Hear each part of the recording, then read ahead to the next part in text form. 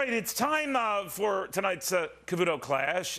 And issue one, a $4 trillion hole with your name on it and your wallet to pay for it.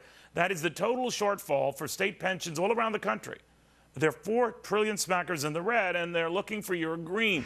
Scottie Hughes says, get ready for a lot more Detroits, but make sure none of them get so much as one of your dollars. Kristen Dorsey says, Scottie's got to be thinking here of the big picture. Scottie, you say you are, and it's a scary picture. What do you think? It's a very scary picture, Neil. When you sit there and you look at these unions and what they've done, they've basically bankrupted all of our communities, and Detroit's just the first of many of the dominoes that's going to happen over the next few years. All right. Now, when you look at that, Christian, so it's a good point because these things do sort of pile up. What's your view?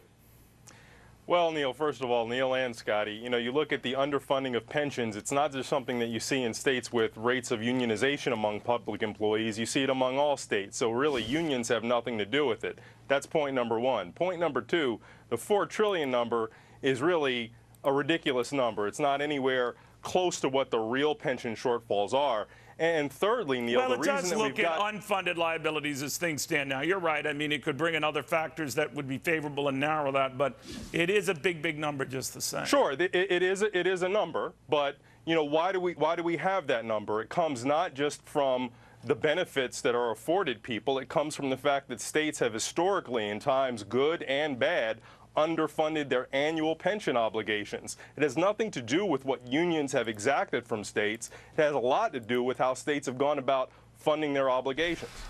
All right. Scottie, if that's the case, then the onus falls back on those municipalities, those states, that they all share the blame so that everyone has to do something. The unions would presumably have to cut more, and the leaders would presumably have to not keep blaming the unions, right? Listen, I will give unions the benefit of the doubt and tell them when they first started, they were good. They were out for the American worker and to make sure that we had a healthy workplace. But guess what? This is 2013. We don't live in Upton Sinclair's jungle anymore. And all that the unions have done lately is basically serve as kind of a front for the Democratic Party. And they've put in policies that have bankrupted not only large municipalities, but the idea of having a pension in 2013 doesn't exist unless you're basically a government employee. All right, we shall see, because it's a big problem and someone's got to sort it out. In the meantime, guys, clash item two, I want you to add the Baltimore Ravens to the administration's health care law front line. Their role, it's really not much different from Singer Katy Perry and even Bill Clinton.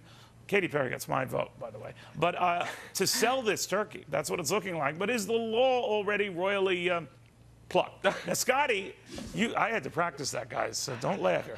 Scottie, you say this thing's for the birds, so just let these Ravens play ball, just not this ball. Is that the gist of it? Listen, the good news in all of this, Neil, is the fact that I think we already have our benefit concert already planned for down the road, considering this is the biggest disaster to hit the American economy called Obamacare. We had Live Aid for Africa. We had Farm Aid for the farmers. So I guess we're going to have patient aid for when all of us are bankrupt and don't have health care anymore because we can't afford the system that we're in. I don't care how much glamour and glitz you put to it. The system is train wrecked, and it's only going to get worse. You know, Kristen, there is some wisdom to getting the Ravens involved, because if you don't go along, unlike the others, they can beat you up. So there might be that benefit, right? But what do you make of all these celebrities, all these big names, big teams, to sell something that just ain't resonating? Quoth the Ravens evermore when it comes to this. This achieves my now, best that is very principles. good. That is very good. Touché. Go ahead. All right. Well, this achieves all of my principles for really leveraging the best out of government. We don't have to pay for their participation, and they can reach people that traditionally are not reached by government bureaucracy. So the fact that the Ravens can reach out to people and let them know about what the law might mean for them is a huge win for taxpayers all around. But are you ever influenced? Christian, you're a very smart guy. And are you ever influenced by what a celebrity or big name says, no, either never. about a movie, about a politician, about a law? I mean, I find it interesting, but I really don't care. I'm not, but believe it or not, apparently there are a lot of impressionable people who are. And if that's what it takes to reach them, then I'm all for it. See, that's not the people who watch this show, so maybe we're even discussing the wrong issue here. But, Scottie, will that make a difference? To Christian's point, I mean, it'll get more buzz from relatively cool or well-regarded people, be they athletes or political stars or just plain old music stars, talking up something that otherwise gets talked down. Well, I think the biggest question is, are these people getting in any way paid or getting any sort of added benefit that has to do with taxpayer dollars for giving this type of endorsement? They don't talk for free. And considering we have a president that was elected based on his Hollywood credentials, probably more than his actual governmental credentials, I could see where the Obama administration will think this will work. However, to your point about the Raven, if Edgar Allan Poe was alive today, I guarantee his next horror novel would be the Affordable Health Care Act, I would think.